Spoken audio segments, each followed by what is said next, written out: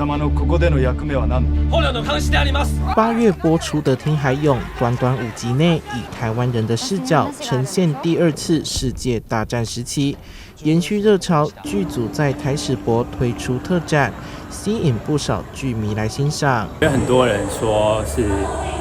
今年最棒的台剧，但我觉得根本就是有史以来最棒。就看了这个戏剧之后，就会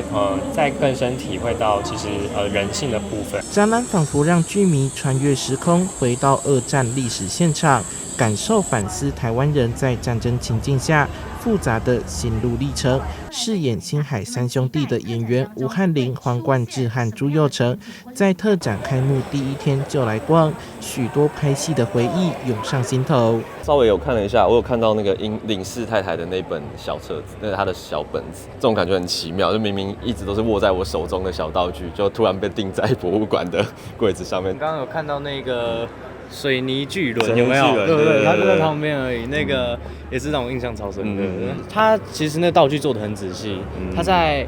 剧中的设定，我没记错，好像是说它是2吨，但是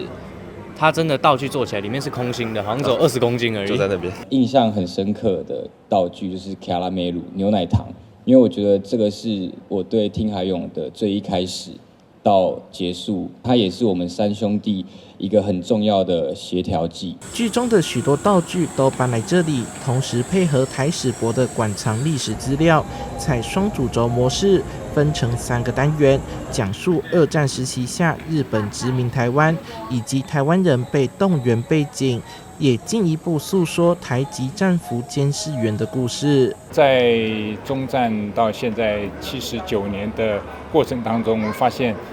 这一段的历史它很值得去探讨，也可以触动国人的省思，让大家能够重新回到那个时候的历史现场，重新体会一下那个时候的台湾人的这个战争经验。从戏剧延伸至现实历史脉络，透过跨界合作，让这段历史有机会给更多人认识，开启公共讨论的机会。记者收怀台的报道。